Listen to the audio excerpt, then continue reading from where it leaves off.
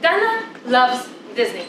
I mean, having a bag, having Mickey Mouse on it, makes her super happy. But you know, there's a bunch of people in Israel who think Disney is the devil and he made women look really, really badly, and therefore they go and like mistreat people who like to wear Disney. So Dana should never wear any Disney bags. You know what?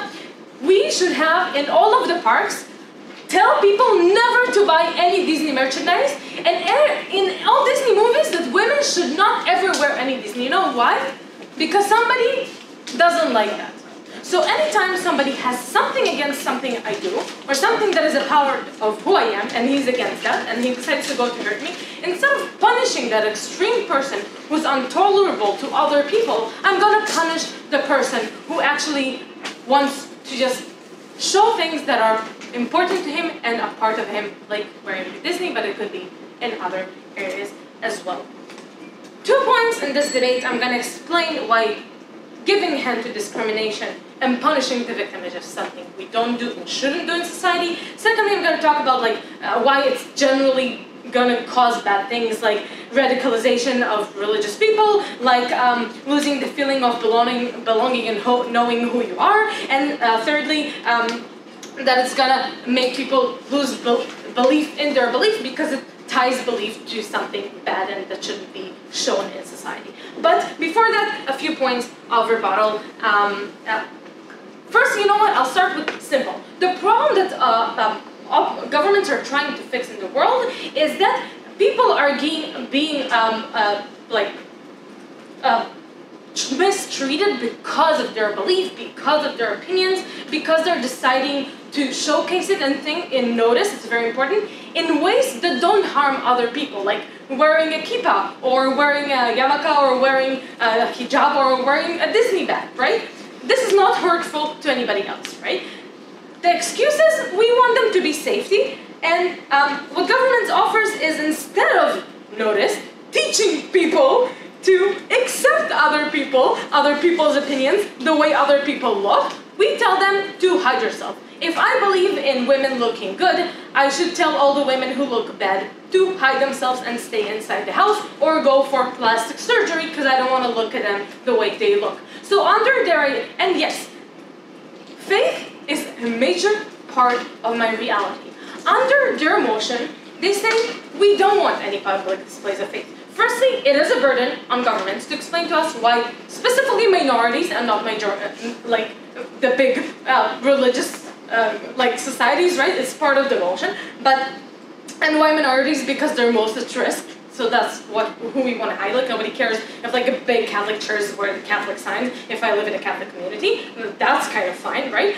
But they're saying, you know, we just don't want public displays of faith. So do you think that being a liberal is not a public display of faith? Being not a believer is kind of my faith and maybe should not be displayed as well? So maybe I should just stay at home and not display anything I believe in.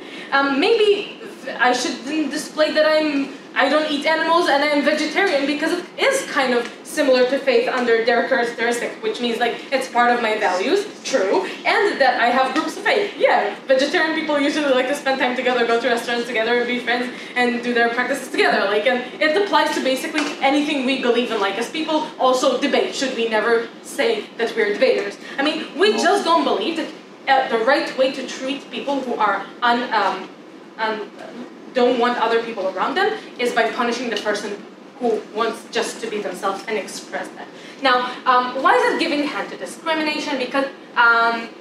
Because we're actually, instead of putting the burden or punishing the person who is not accepting of somebody else, instead of punishing the person who is going to hit the religious person, and notice it's good to know which people are extremists in our society, because probably they have their own problems that need to be treated. Maybe they need to sit in jail and get treated, so they're more patient toward other people's views, opinions, and so on, so on. Maybe after I'm not displaying my religion or my beliefs, they'll be discriminating against me for something else just because those people are like that, and instead of treating them, we're punishing people who are just want to be themselves. But just by that logic, we don't believe it's okay to punish a person who hasn't done anything. So why should it lead to bad things? And one last thing about what they said. They say that religion and like the science existed just so I can find people who are like me. I can find out that are the people who look like me and believe in what I believe. I don't think it's a bad thing, right? Like if I am from if I want to marry a person who's vegetarian, who shares my values, I'd probably want to know who's vegetarian. I wouldn't want to go in a bar and like ask every person in the bar, like, are you vegetarian? Are you vegetarian? Are you pro-animals? It's a little bit hard. The reason we do that is to make socializing easier, especially in a world which is running and rushing. So we actually believe that those things that showcase who we are is very important to the ability of us fighting a mate, of fighting the social groups we are, and not being around people who make us feel bad because they don't agree and don't support our way of life. Also true for business. If somebody is against religious people and I'm religious people, I probably don't want to be in business with him, and it's my full right to know he doesn't like religious people. Now, but why is it going to actually cause bad things? Before I continue, yes? We're not punishing anybody or forcing anyone to do anything. We only want leaders to encourage it because we think it will be better. Because of that, thank you. It's not just somebody random who tells me it's not a good thing that goes into my point. It's somebody I trust, right? It's my leader. It's my religious guide.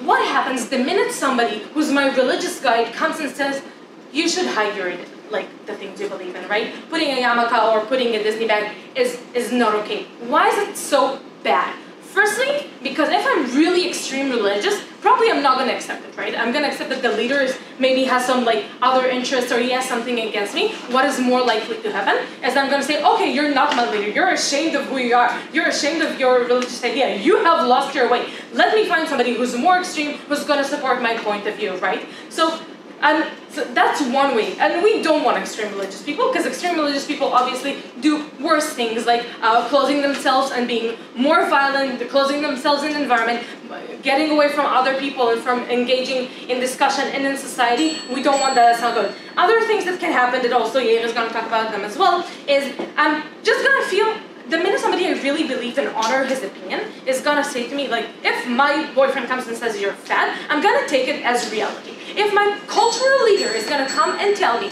that religion is bad and I should hide it, I'm actually going to think that something about my beliefs is bad. It shouldn't be a part of society. I should hide it. Wait, sorry. We'll continue. Okay. Woo!